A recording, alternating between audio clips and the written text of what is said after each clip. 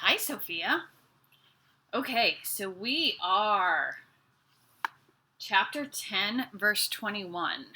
So remember that Pharaoh, they just had the plague of locusts, and the locusts ate everything that the hail did not destroy. And so we're going to start in verse 21. So remember that what has just happened is Pharaoh has, for like the second or third time, said, okay, I'll let you go if you make this stop. And Moses makes it stop, and Pharaoh says, I'm not really going to let you go.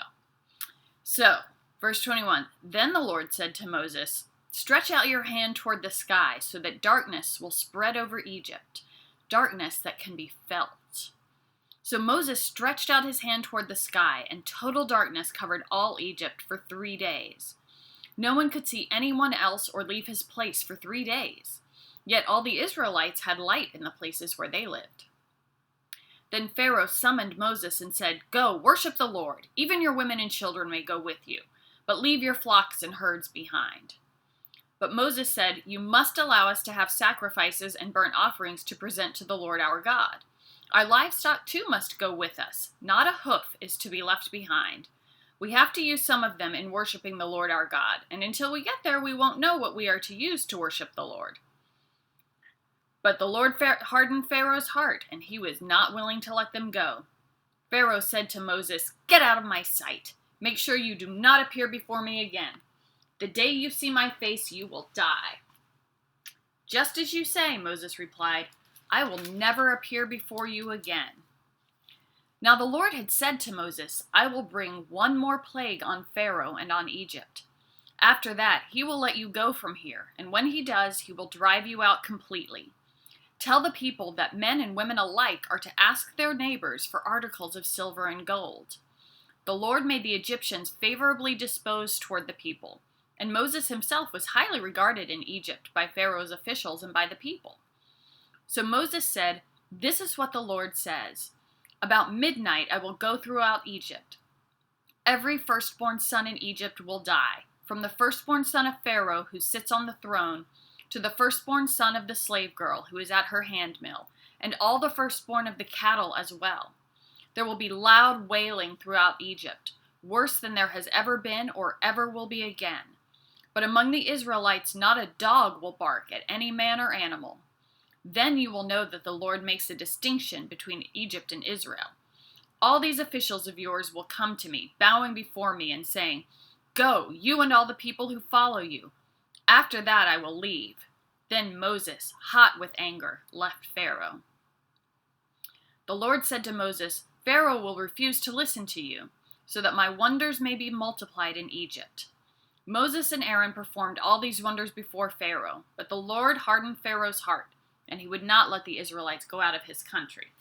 Remember, it is not the Lord hardening Pharaoh's heart. It is the habit that Pharaoh has gotten into of hardening his heart. It's just, the translation from the Hebrew is not great. Do you notice the only plague that they don't get a warning about is these 3 days of darkness? That's the only thing where Pharaoh doesn't have like a day of warning. God is just upset and he calls that all the way down. And I don't know what it means to say that they could feel the darkness. I wonder if that's like the darkness was so dark that it almost felt heavy on their skin. That it felt, because it said they couldn't even see anyone. So that it was so heavy and oppressive that it felt like, like a heavy blanket on top of you. And I think that would be scary. And I think it's also kind of a symbol that what God is saying is, this is how you're living right now, Pharaoh. This is what you're doing, is you're throwing darkness on your people. You're not letting them see the light. You're not letting them see the truth. You're harming your own people. So that's the only plague that comes with no warning. And so, remember the first time Pharaoh said he'd let them go, he said, but only your men, your women and children have to stay. And Moses says, no deal. And this time after the darkness, Pharaoh says, okay, your women and children can go, but not your animals. And Moses says again, no deal. We are taking everything with us. We are not leaving a single thing behind. And we see that God is preparing them. He says, get jewelry, get wealth from your neighbors. And that the Egyptians are giving their gold and silver to the Israelites and that even the officials are doing it because it says they hold Moses in high esteem. Remember that they had known Moses probably from the time he was a very little boy, because he'd been raised by the princess. So this is where we see that God had put Moses in exactly the right place for the right time for this, so that when the slaves leave Egypt, they're not going to leave empty-handed. They're not going to leave with no way to make a living and no way to build their society. They're going to leave with all of their animals and with all of their wealth. And in fact, with wealth that is not even theirs, that is Egyptians, but that they made possible by their work. And so now we come to the last and the most serious plague. And this is, up until now, people have been harmed, but people haven't died. And now we get to where Pharaoh says, if you don't change, the oldest boy in every family will die. The firstborn. The firstborn inherited everything. The firstborn boy in that society had all the responsibilities. He had very important responsibilities about taking care of his parents, about burying his parents, because burials were very important. He was kind of the head of the family. He was the one who would stand to inherit being the head of the family when his father died. So the oldest boy often would have even been the best fed in the family. So he's really saying, I'm going to take the things that you value the very most, which are your children. There's nothing that anybody loves more than they love their children. He says, that's what I'm coming for. And he says, and the way he says, you won't even know it's coming, is that he says, the dogs won't even bark. Like, it will be so silent that, and so secretive, you won't see it coming. It's not going to be a huge, like, there's not going to be an earthquake. There's not going to be anything that's a warning. There won't even be anything for the dogs to bark at.